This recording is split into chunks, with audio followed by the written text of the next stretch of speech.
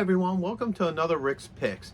Recently they released the movie Halloween Ends, which is supposed to be the end of the Halloween franchise. So I figure with that being out, I will do my review of NECA's Ultimate Michael Myers figure.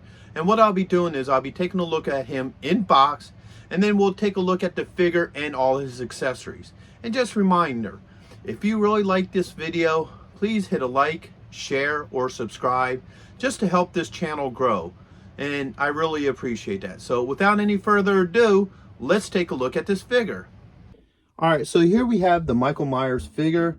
You have this nice piece of art here. You have this little piece here telling you that yes, the pumpkin does have flickering lights. You have the Halloween logo and the name of the figure. When you open them up, you have this nice picture of the figure. Oops, there we go. In front of the Michael Myers house, which looks really nice. And then you have this nice, open shell here where you can see the figure and all his accessories, which is also very nice. Close it up. Take a look here. You have the cover picture, the Halloween logo, NECA and Rebel Toys. Spin it around this way. You have just a bunch of different pictures of the figure and his accessories, the Halloween logo, and some legal. Spinning around this, and it's basically the same thing as the other side. You have the front picture, Halloween logo, and the companies that make it. Look at the top. You have the Halloween logo, the front picture, choke and hazard warning, and the ages that this is meant for. And then on the bottom, you have your legal and SKU. So, without further ado, let's take a look at him. Okay, so here's Michael Myers out of box. Just to let any of you viewers know, due to the nature of this figure and some of his accessories, there are minor spoilers in this for the new Halloween movies, such as, the new Halloween and Halloween Kills. So I just want to let you know that. So if you see anything that looks spoilerish, you've already been pre-warned. If you want to watch these movies before, watching this review, you may want to do that. Because like I said, some of his accessories do give minor spoilers. So with that being said, let's start, let's start getting into this review. So first off, let's give him the rotation. All right. Got this side of him. The back. Spinning around. And there we go. His points of articulation is his head is on a ball joint. He does have a shoulder joint. He has a dual joint elbow, so it can bend up like this. He has a wrist joint.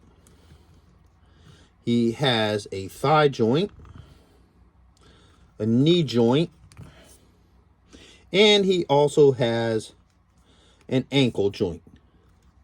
All right, now one of the neat things about this figure is his body. All right, most figures, they use a hard cast body, but what looks like they did with this was they had a hard cast body, but they put like a rubber piece over it. So this is solid, the legs are solid, but this, I don't know if you could really tell from the video, is actually a soft plastic over his body, which is kind of neat because it gives it that bulky look, but it makes it soft as well. Like, see, these collars are part of that. So that's a neat attention to detail that I thought. So it gives him that bulky look, but without it being a solid plastic. So I thought that was pretty neat. All right, so let's start taking a look at some of his accessories. Right there. First off, you have his sister's tombstone, which is a nice piece for any Halloween fan. All right. Next off, you have the iconic pumpkin, and you flick the top here, and it does light up, so that's pretty cool. All right. You have a face here, a head of somebody that he, gutted, and what have you, which is pretty cool. You can see that he even hollowed it out underneath, and yeah, that's kind of twisted. I like that. So let's take a good look at him. All right. Next, you have an alternate head. The detail on these heads are really nice. Like, it's hard to see in this video, but they even get detail into like the eye sockets and what have you. So that's a neat little piece here. I like this. All right. Next, you have his iconic, kitchen knife here, which is really cool. You have a fire poker. This thing's a little flimsy, so I would be careful with it. With any time you try to display it or what have you. So that's just a little warning to anybody. See how flimsy that is? That's not very solid. All right. You have a hammer here. So we have a couple different hands here for this figure. First off, you have an open hand. All right. You have another open hand. All right. A closed fist. Okay. And now here we get into spoilers. You have his hand that has the two fingers that were, removed from his hand. I think she blew him off with the shotgun, if I remember right. So here he is missing two fingers, and that's why I put a spoiler alert, because that's a spoiler. And even the head is a spoiler because it is one of the victims from the movie. So, that's minor spoiled. Now, normally I would switch hands so I could show you, his holding hand. But I already did it, so I already put the holding hand in his hand. And the reason why I did it off screen is because normally, let's take a look at one of these hands. Most figures have a peg in the hand that goes into the arm. But with this figure, the peg is actually in the sleeve. And the reason why that's a problem is because as you try to put this hand on, the peg wants to go up and down because the swivel's on the peg. So it makes it a little bit harder to swap out hands. It can be done.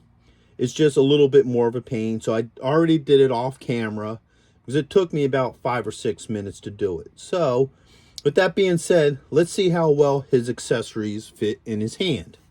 First off, we're going to start with the poker. Like I said, this poker, I would be a little careful with this thing. See, it wants to twist when you get it in there. His fingers are pretty solid, so it's going to be hard to get that in there. What I might try to do is maneuver it around the thumb.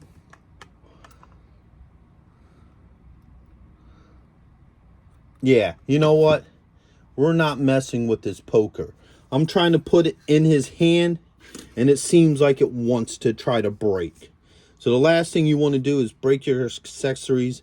I would highly recommend just to keep this off to a side and not even mess with it, because it's just way too flimsy and I don't trust it.